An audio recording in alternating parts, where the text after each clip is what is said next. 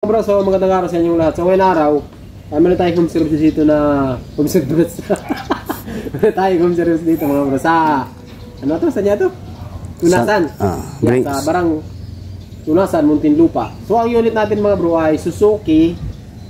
Kita niyo naman, Suzuki Thunder 125. Ang problema nito ay kung ano-ano ang pinagalaw dito. Sa Caloocan daw ito galing. Pinalitan na lang rectifier. Ito bagong rectifier, tapos magpalit pa ng bagong rectifier.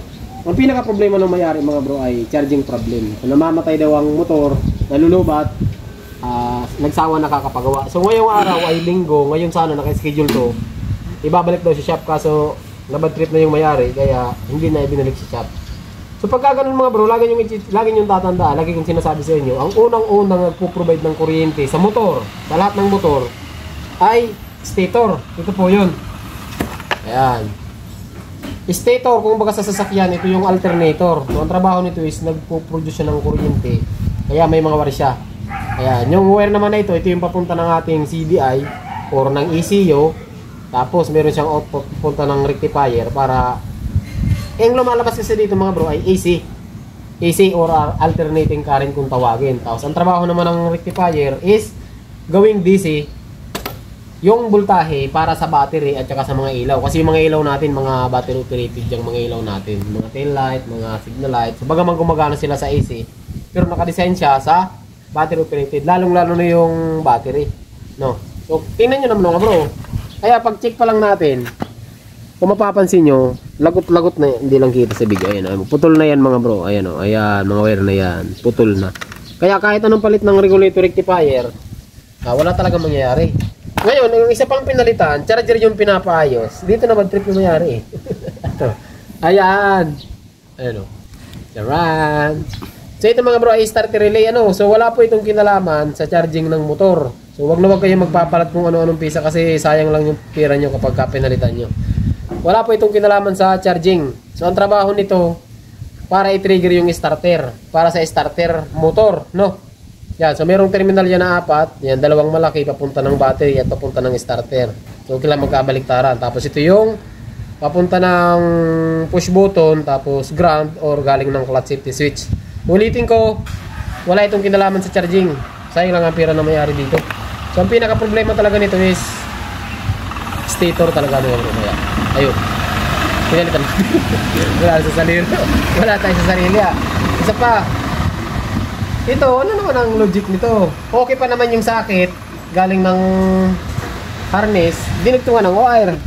Ay wala yata ito sa wish nyo. Oh, kita nyo yan, may terminal lugs pa siya. Tapos dinugtungan ng wire, yung wire ang kinabit dito sa battery. Parehas yan, ito yung negative, ganun din. So tatanggalin natin lahat yan mga bro. So bagong palit po ng stator yan. Pakita ko sa inyo mga bro. Yung charging, kanina pala, hindi ko napakita sa inyo. Pakita ko sa inyo. Buo na, tapos na natin itong gawin eh. Ayan na mga bro. Kita nyo ba kung ilan yan? Putol lang mga bro, putol lang. Oh, sukatan natin dito sa tester. Bro. Ayan, nasisira ang tester ko, inaapakan mo. Ano mo to? Oh, dito mga bro sa tester. So, set natin to sa diary current. Tester natin mo. Naka minor 13.2, 13.3. Tirib mo nga, konti.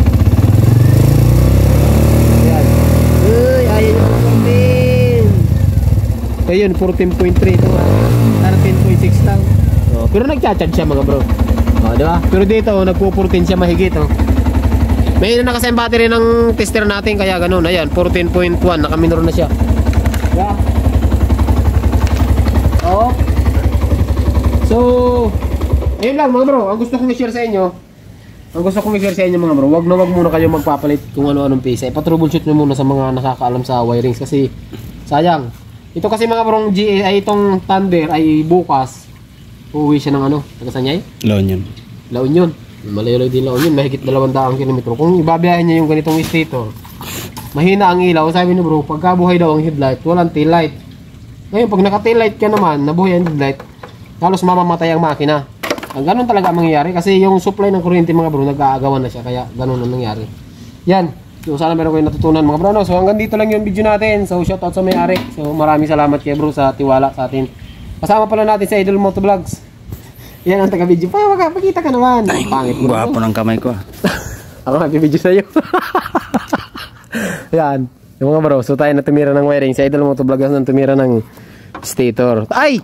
Bagong palit din pala ito ng ano. Kalimutan ko na. Ayun oh. Clutch lining. So bagong palit ng gasket. So mahal lang ang pisa dito mga bro. So nasa tunasan tayo. So hanapin din ang pisa kasi ng Thunder mga bro no. So halos pa-phase out na rin kasi ang motor na ito. Wala na nga nito sa kasa. Kung bibili kayo wala na. Ang pyesa nito mga bro ay kapalihas ng JS. Yan, nakabili yata si bro. Yan yung may-ari. Ayan o. Ano? Nakabili ka? Nahirapan ako Pati sa pag-stand, hanap ako ng stand eh. Meron talaga. Ako nga nahirapan. Hindi nakakapapa rin ako dyan. Bagong bili ko yan bro. Wala pa 2 weeks yan. Yan? Ay, magto 2 weeks na rin siguro. Pero wala pa 1 buwan yan. Okay, humatak. Oo, bagong gawa eh. Lintik ng ginastos eh. Hindi kasi magbabago. Aywan. Yan, palitan natin ito mga bro ng fuse. Okay, so hanggang dito lang yung video natin ano. So magandang araw sa inyong lahat at ride safe lagi mga bro.